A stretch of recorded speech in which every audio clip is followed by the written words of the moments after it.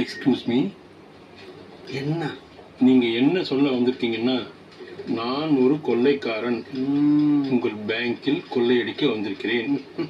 இதை படித்துவிட்டு எந்தவித ரியாக்ஷனும் இல்லாமல் நான் கேட்கும் ரூபாய் 3 லட்சத்தை பண்டல் கட்டி தரவும். இல்லை என்றால் துப்பாக்கியால் சுட்டு கொன்று விடுவேன். அதுதானே?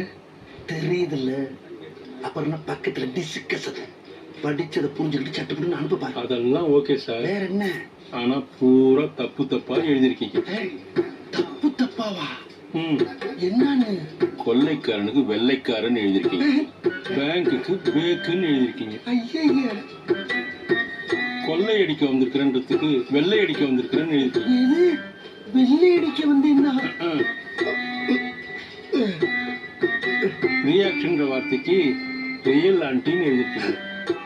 ரியல் ஆண்டினா யார் தெரியுமா? யாரு? பக்கத்துல மல்லிகையோட உட்காந்துருக்காங்களே, மல்லிகா, அவங்கதான் ரியல் ஆண்டி.